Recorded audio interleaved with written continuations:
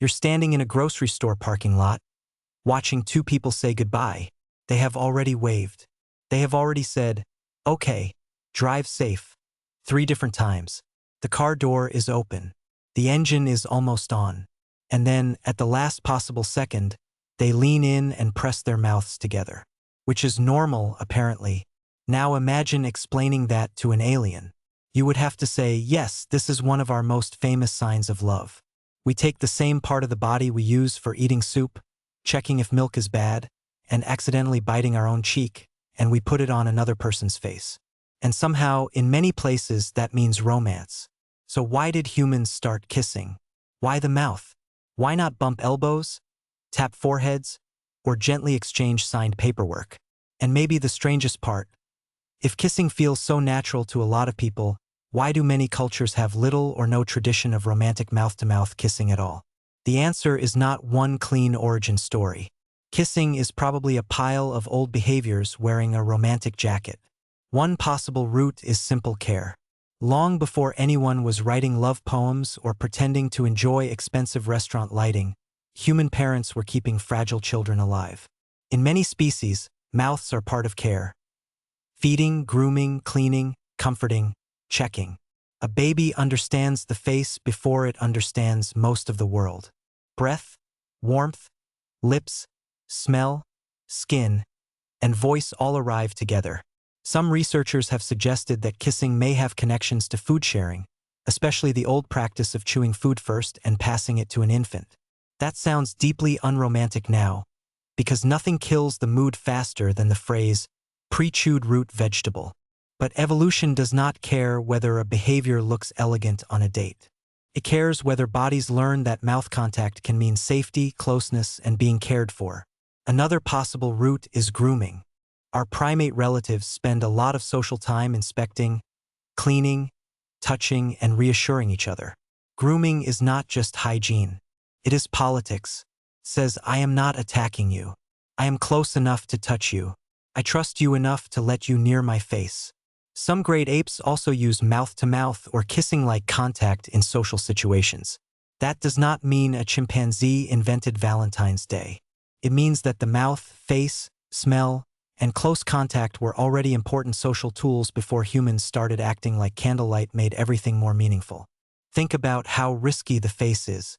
Your face contains your eyes, nose, mouth, breath, and a shocking amount of information about your health and mood. Letting someone close to it is not casual. If a stranger on a bus leans toward your mouth, your nervous system does not think, ah yes, an ancient bonding ritual. It thinks, we are about to be in a documentary. But with the right person, closeness to the face becomes a signal. It says, you are allowed inside the danger zone. That may be one reason kissing became useful in romance. A kiss can test a lot very quickly. Smell, taste, breath, comfort, hesitation, enthusiasm, timing. It is a tiny biological interview conducted at extremely short range. This does not mean people are consciously analyzing immune systems like tiny scientists with clipboards. Most of the time they are just thinking, wow, or absolutely not, or why did they open their eyes like that? But bodies collect information before the mind explains it. Then culture gets involved, and culture is where kissing becomes messy. A famous cross-cultural study found that romantic sexual kissing was not present in a majority of the cultures it sampled. That surprises people raised on movies because movies treat kissing like a universal human operating system. The couple argues, the music swells, the faces move closer, and everyone understands the assignment. But humans do not all assign the same meaning to the same behavior. In some societies, mouth kissing has been common, romantic, public, and celebrated. In others, it has been rare, private, funny, unnecessary, or even unpleasant. Some people have looked at the idea and basically responded, you do what with your mouth? So kissing is not simply an instinct that every human culture expresses the same way. It is more like a behavior with biological ingredients that cultures can cook into very different recipes.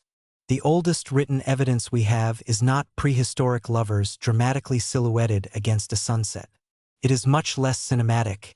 Ancient texts, Researchers have argued that written sources from Mesopotamia and nearby regions show kissing in romantic and sexual contexts at least around 2500 BCE. Ancient people were already using kisses in stories, laws, and descriptions of relationships. They were also, inconveniently, sharing mouth microbes long before anyone could blame a bad decision on a dating app. That part matters. Kissing is intimate, but intimacy is never only emotional. It is also biological. Mouths carry bacteria and viruses. A kiss can bond two people, but it can also move disease between them. Ancient medical texts may not have understood viruses the way we do, but people have always noticed that closeness has consequences. This is where kissing becomes a very human trait. We are social animals. We want closeness. We want reassurance. We want to know who is safe, who is interested, who belongs to us, and who might betray us at a campfire because they found someone with better cheekbones.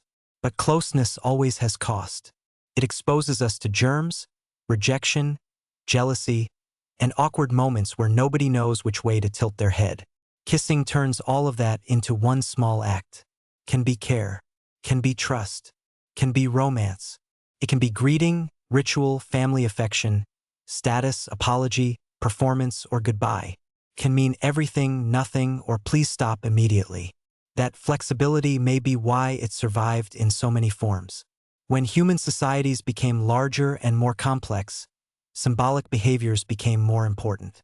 People needed visible ways to show bonds. Family bonds, political bonds, religious bonds, romantic bonds. A kiss could become a sign that other people understood. It could say this person is mine, this person is welcome, this person is honored, this person is forgiven. There is another reason kissing is such a good subject. It makes a private behavior visible. Most of human life is hidden inside the body. Attraction is hidden.